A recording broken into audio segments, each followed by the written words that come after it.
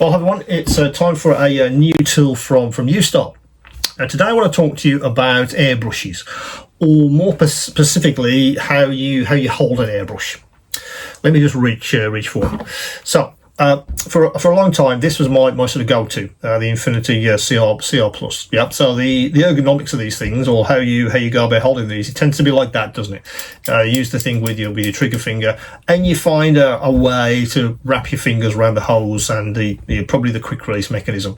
Whatever you try to make it as comfortable as possible. Now, what Ustar have got is basically an add-on to these kinds of airbrushes to try and give you a better grip, give you something to hold on to, and therefore the idea being then you can then use your airbrush with more precision and accuracy. So that's what I want to show you today. Let me just put that down for a second. So what it is, it's this guy. It's the airbrush grip. As you can probably work out, it's a grip for an airbrush.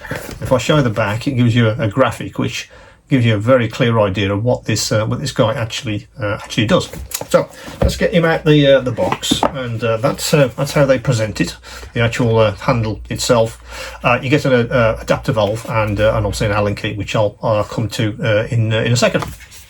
So let's get this guy out of the box, and I'll show you how this works in reality. Okay, so let's have a look at the handle first. So that's the handle itself. Yeah, again, all metal construction, some kind of alloy again. Very happy with the way this has been put together. It's a very nice machine piece of alloy. As you can see, it's kind of designed as a trigger grip. So you know that's the natural way that you hold this thing. They're kind of trying to turn standard airbrushes into, I guess, into trigger airbrushes.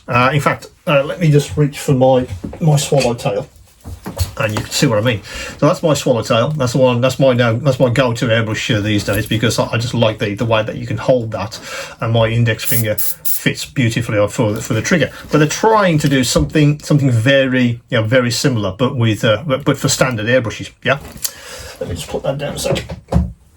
So in the actual handle itself, you'll notice a few grub screws, which I'll explain in a second. And inside there is a release valve. Let me just take that out so you can actually see that for real. That's the lower grub screw, and it just drops out. As you can see, pretty standard quick release valve, and there's a knob here for an extra adjustment on the air intake hose, which obviously fits on the bottom. So you do have an adjustment there for intake, which is quite a nice extra if you like. So let me just put this back into the handle. It only goes in one way. You see there's a recess there, so it only goes in one way, and then flip it over, and then tighten up the grub screw, just to hold that in place. And there's the quick release valve back in place. Right, so let's get an airbrush. I want to show you this one first. So this is a Gallery Classic. Yeah, stone airbrush. So you'd hold it sort of like that. Now the way these things fit together, it goes in the top, and did you hear that click there? Yeah, let's do it again. That's the click, and that's gone straight into the quick release valve, and that's now in position. So the idea then, it converts your airbrush into something that you would then hold like that. When I was testing this, my natural ability was to do that, and then go to the top with my thumb. So an interesting way of airbrushing with my thumb, which I hadn't expected to experience. And that's been an interesting exercise in particularly ergonomics, using that action, which is quite interesting.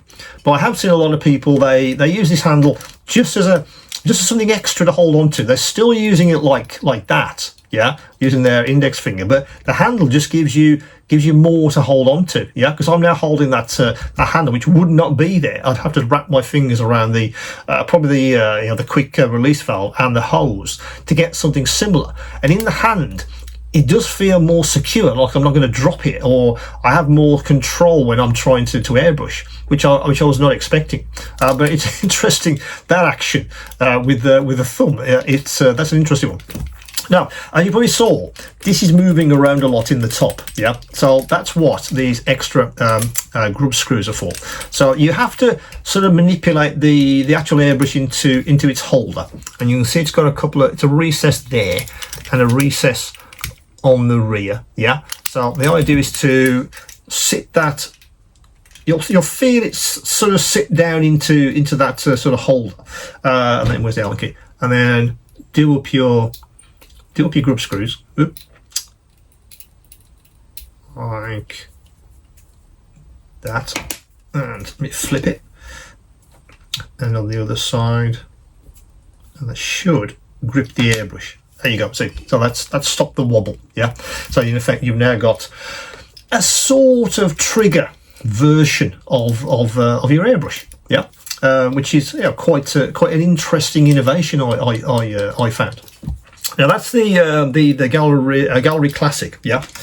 Let me just take this guy out and show you it with another brush. There's several around. So again, dead easy, as you know. Quick release valve. There it goes. It comes straight out. Back in. Straight out. Yeah. Excuse my. Because I was just using the swallowtail. There we go. Sorry about that. The compressor kicked in. Right, what was I saying? I was saying, yes, we've just looked at the Gallery Classic, haven't we? Yes. So I want to show you a more, I guess, generic brush. This is one from I got from China. This is an RFZ. Yeah. Again, it doesn't have the valve attachment, so again, I'm going to need that to attach it to the handle.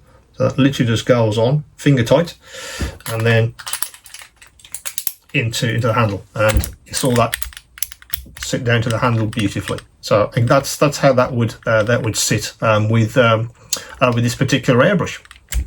And off again. Now there's a caveat, or there's obviously something that I'm sure sprung to mind straight away. Will it fit my airbrush? That's the question. That's a very, very good question indeed. Now, what Ustar is saying is that there's a couple of measurements which you need to take on your airbrush to ensure it will fit this handle. The first, of course, is this space here. Now, what they're saying is that airbrushes that are no more than 12 millimeters in diameter should fit in this recess, and then allow the grub screws to grip the body so it doesn't move around. So you don't and you wobble when you're trying to do accurate airbrushing. Yeah. So that's the first measurement to pay attention to. Now the second measurement is this one. Let me just take that adapter off. This one. Now the second measurement is from the bottom of the screw thread for the adapter to the bottom of the airbrush. Now that measurement there can be between 25 and 27 millimeters. That's the caveat. Yeah. So 12 millimeters on the I guess the thickness of your brush, and between 25 and 27 on that measurement there, and you should be fine. There are several airbrushes out there which they simply don't work with, and it's interesting that the two that I sort of started out with, like this Infinity, does not fit.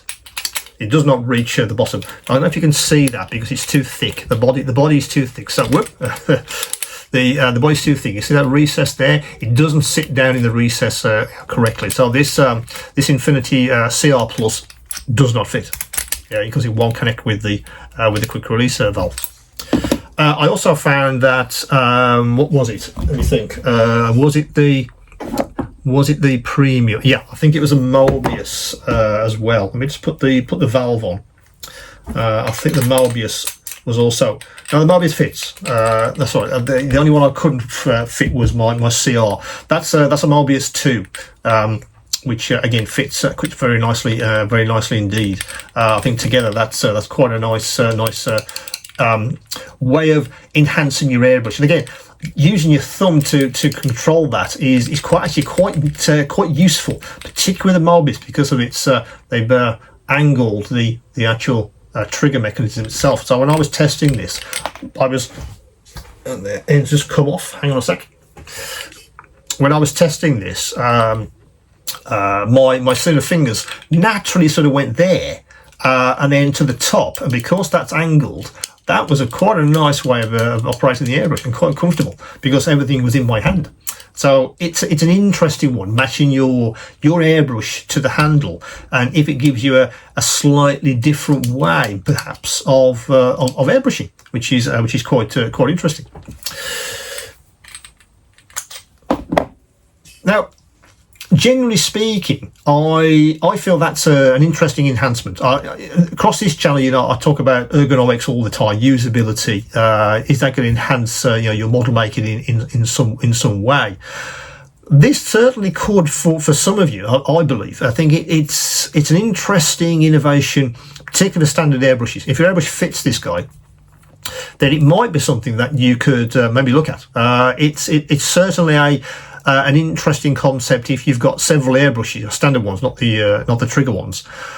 If you want to try and enhance them, it certainly is that. And of course, if your airbrushes do match the minimum dimension requirements for this guy, this could be quite an interesting concept for you. So that's the airbrush grip from Ustar.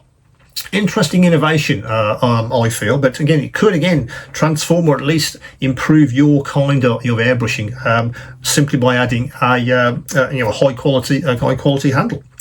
So as always, any questions, any queries, do come back to me, and of course, keep on modeling.